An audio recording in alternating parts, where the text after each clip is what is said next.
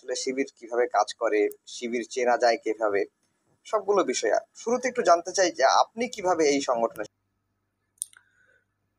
বুঝতে পেরেছেন এই পর্বটির নাম বা এই ভিডিওটির শিরোনামে আমি কেন লিখেছি ফেস দ্য ক্রিমিনাল। আমার প্রথমে ইচ্ছা ছিল ফেস দ্য বাস্টার্ড লিখব অথবা মিট দ্য বাস্টার্ড লিখব। এখন ফ্যাক্ট হলো আরও খারাপ লোক আছে, তাদের জন্য সেই শব্দটা বরাদ্দ রাখা উচিত। এখন আপনাদের মনে নিশ্চিত প্রশ্ন থাকতে পারে, আমি এখানে ফেস দ্য ক্রিমিনাল মানে ক্রিমিনালের মুখোমুখি, কাকে আমি ক্রিমিনাল বললাম? আমি ক্রিমিনাল বলছি যার কথাটা আপনাদেরকে শুনিয়েছি তাকেই। এই লোক এ পর্যন্ত 20 জন শিবির এবং জামায়াতের নেতাকর্মীর সাক্ষাৎকার নিয়েছে। তার নাম আফজাল হোসেন, সময় টিভির সাংবাদিক। প্রত্যেকটা পর্বে প্রত্যেকটা অতিথিকে ফরহাদের সাক্ষাৎকার নিয়েছে, সাদেক কায়েমের সাক্ষাৎকার নিয়েছে, তারপরে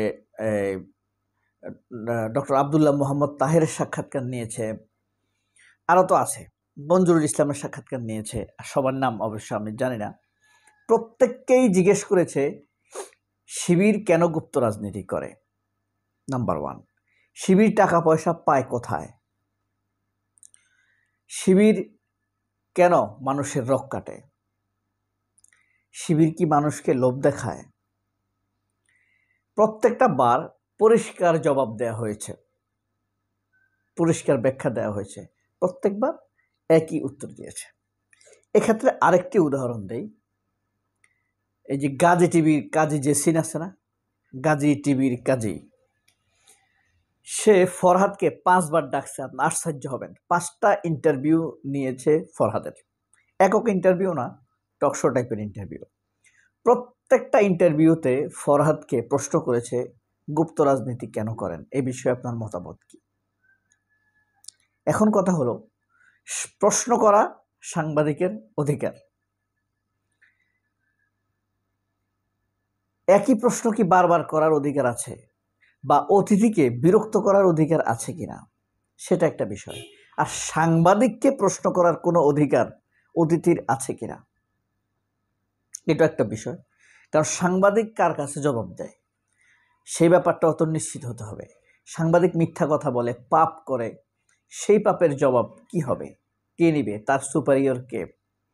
সময় টিভির এই আফজাল নামের সাংবাদিক জাহিদুর রহমানকে, শিবিরের সভাপতি জাহিদুর রহমানকে আমন্ত্রণ করেছে। আপনি সাক্ষাৎকারটা যদি দেখেন আপনার কাছে মনে হবে পুলিশের ইন্টারোগেশন সেলে আছে। এই যে জাহিদ জেল খেটেছে, জাহিদের দলের হাজার হাজার লোককে জেলে নেওয়া হয়েছে, গুলি করা হয়েছে, পঙ্গু করা হয়েছে, গুম করা হয়েছে, অসংখ্য লোক আছে এখন পর্যন্ত হদিস পাওয়া যায়নি, জাহিদরা যন্ত্রণায় আছে। সেই সবের বিচার হবে কিনা, সেই সবের বিচারের উদ্যোগ কি নিয়েছে, সেই ব্যাপারে এই ক্রিমিনাল আফজালরা প্রশ্ন করে নাই। এই কারণে আমি এটার নাম দিয়েছি ফেস দ্য ক্রিমিনাল বা meet the criminal, but not bastard. এখনো বাস্টার্ড বলবো না। আরেকটি বিষয় আছে, এই যে সময় টিভি গত 11 বছর যাবৎ, সময় টিভির বয়স আনুমানিক 11 বছর হতে পারেন, 11 বছর যাবৎ যে মিথ্যাচার করেছে সময় টিভির সব রিপোর্টার কিন্তু আমার কালেকশানে আছে। তারেক রহমানের বিরুদ্ধে তারা যে মিথ্যা সংবাদ করেছে, শিবিরের বিরুদ্ধে, জামায়াতের বিরুদ্ধে তারা যে মিথ্যা সংবাদ করেছে, এ আফজালের নিউজ আছে। শিবিরের অথবা বিএনপির বা ছাত্রদলের অথবা জামায়াতের কোনো লোক যদি সময় টিভি, প্রথম আলো, 71 টিভি, চ্যানেল আই, বিশেষ করে 4টা, সবগুলোই আছে, কালের কণ্ঠ, ফালের কণ্ঠ তো বাদ, এগুলা আন্ডার মানে সাবস্ট্যান্ডার্ড, এগুলোতে যদি এই 4টা অন্তত, প্রথম আলো, সময় টিভি, চ্যানেল আই, 71 টিভি, এই 4টা চ্যানেলে যদি ইন্টারভিউ দেয়, প্রত্যেকটা অত্যাচারিত নিপীড়িত অতিথির তাদেরকে প্রশ্ন করতে হবে, আপনারা কি সেই মিথ্যা সংবাদগুলোর জন্য, মিথ্যা ভূমিকার জন্য, যাদের বিরুদ্ধে মিথ্যাচার করেছেন তাদের কাছে লজ্জিত কিনা, ক্ষমা চাইবেন কিনা, আপনাদের ভিতরে অনুতপ্ত বোধ আছে কিনা, এই প্রশ্নটা করা উচিত। দেখেন, এই আফজাল আসলে জাহিদকে কেন আনছে? কারণ Zahid now a selling person for media, TRP high হয়, জাহিদের সাক্ষাৎকার দেখে। আপনার রাকিবের সাক্ষাৎকার আনলে কেউ দেখবে না, নাসিরের সাক্ষাৎকার দেখবেন কত হাজার ভিউ হয়েছে, আর সাদেক কায়েমের সাক্ষাৎকার নিলে দেখবেন লাখ ভিউ হয়ে যায়। Believe it or not, Sadek কায়েমের সাক্ষাৎকার ভিডিও তারেক জিয়ার চাইতে বেশি ভিউ হয়। আমি কোনোভাবে বলছি না যে সাদেক কায়েম তারেক রহমানের চাইতে বড় নেতা, না, টিআরপি বাড়ে, এই কারণে তারা সাক্ষাৎকার নিতে চায়। এটা শিবিরের প্রতি শ্রদ্ধাবনত হয়ে সাক্ষাৎকার নেয় না, তারা তাদের অনুষ্ঠানের বিস্তৃতি বাড়ানোর জন্যই ওনাদের সাক্ষাৎকার নেয়। কিন্তু ওনাদের সাক্ষাৎকার নিতে গিয়ে তাদের মানবাধিকারের কথা এরা চিন্তা করে না। হ্যাঁ, জার্নালিস্ট যোগ ক্রিমিনাল বা ক্রিমিনাল যোগ জার্নালিস্ট কি হয়? ক্রিমিনাল যোগ জার্নালিস্ট, ক্রিমোলজিস্ট। এরা জার্নালিস্ট না, ক্রিমোলজিস্ট। এই আফজাল ক্রিমোলজিস্ট। আরো আশ্চর্য হবেন, এটা প্রশ্ন করেনি যে আপনি যে জেলে গিয়েছেন সেটার জন্য বিচার পেয়েছেন কিনা, রাষ্ট্রকে দায়ী করবেন কিনা, আপনাদের যে কয়েকশো লোককে গুম করা হয়েছে সে বিষয়ে আপনার মনে ক্ষোভ আছে কিনা, বিচার পাচ্ছেন কিনা। কি আশ্চর্য ব্যাপার! একজন মজলুমকে, একজন নির্যাতিত নিপীড়িত লোককে আমন্ত্রণ করে ইন্টারোগেশন সেলের মতো করে প্রশ্ন করা হয়, ফ্রেমিং করা হয়। একই প্রশ্ন, অপরাধমূলক প্রশ্ন আপনি বারবার করতে করতে যারা শ্রোতা তারা এক সময় এই অতিথিকে অপরাধী ভাবতে শুরু করবে।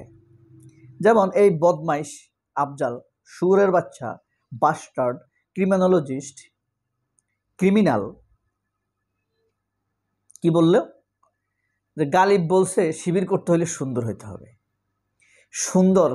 সুন্দর মানে কি? সুন্দর মানে কি সাদা?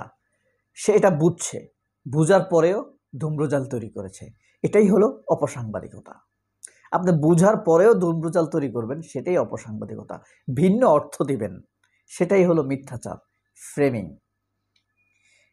কিভাবে সংগঠন শুরু করতে হয়, কিভাবে আপনারা সংগঠনের দিকে আমন্ত্রণ করেন, এগুলো প্রশ্ন। এটা তুই গবেষণা করে বাইর করবি, তুই রিপোর্ট করবি, তখন শিবিরের সভাপতির মতামত নিবি যে আমরা রিপোর্টে এটা পেয়েছি, আপনি কি বলেন। এরপরে লোভ দেখানো হয়, শিবিরের লোকদেরকে লোভ দেখানো হয়, 500-100 টাকার লোভ দেখিয়ে বিশ্ববিদ্যালয়গুলোতে জিতেছে। এই জয়ের পিছনে নাকি রহস্য আছে, এই প্রশ্ন করা হয়েছে। এই কারণে ফেস দ্য ক্রিমিনাল বলছি। শিবিরের টাকার উৎস কি? ছাত্রলীগকে কখনো এই বদমাইশ বেয়াদবের বাচ্চা কখনো প্রশ্ন করছে যে আপনাদের ছাত্রলীগের আয়ের উৎস কি? করছে? করে নাই। এরপরে ফেসবুকে নীতিমালা কি শিবির করে, ভঙ্গ করে? তাহলে তো শিবিরের সব ফেস বন্ধ হয়ে যেত। সে প্রশ্ন করতেছে আপনাদের নীতিমালা আছে কিনা, আপনাদের লোকরা গালাগালি করে। আরে কয়দিন আগে স্পষ্ট দেখা গেছে মোনামিকে, ঢাকা ইউনিভার্সিটির প্রফেসর সহযোগী অধ্যাপিকা মোনামিকে কিভাবে অপমান করা হয়েছে সাংবাদিক নামের বেয়াদব মোস্তফা খন্দকার এনটিভির। এটা তো স্পষ্ট প্রমাণিত, আমরা দেখছি। সেই বিষয়ে প্রশ্ন না করে শিবিরকে প্রশ্ন করা হয়েছে। তার মানে এটা সে ক্রাইম করছে, আমরা পার্থক্যটা বুঝতে পারছি, তাই না? তাকে, এই আফজালকে যদি পথে ঘাটে দেখেন তাহলে কি জুতা মারা ওয়াজিব হবে? ওয়াজিব না, জুতা মারা উচিত হবে। আপনি জুতা মারতে পারেন, ধুমাইয়া জুতা মারবেন নাকে, গালে, ঠিক আছে? পথে ঘাটে যদি পুরানো জুতা পান ওইটা নিয়ে মেরে দিবেন, আর নাহলে না পেলে কি করা, নিজের পায়েরটা নিয়ে মেরে দিতে হবে। এভাবে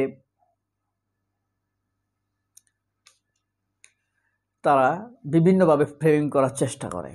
এই কারণে বলেছি meet the criminal or face the criminal. Face the people না, আবার সাইফুর ভাইয়ের ডোন্ট মাইন্ড, ঠিক আছে, নট বাস্টার্ড। বাস্টার্ড বলবো আরও কিছুদিন পরে, আরও দুই একটা পাবো না। সবগুলাই এদের, যাদের বিরুদ্ধে মিথ্যা সংবাদ করেছে যেসব সাংবাদিকরা বা যেসব চ্যানেল, তাদের অতীত কর্মকাণ্ডের জন্য ক্ষমা চেয়ে তাদের অনুষ্ঠানগুলো শুরু করা উচিত। সবাই অনেক ভালো থাকবেন। আল্লাহ হাফেজ। আসসালামু আলাইকুম।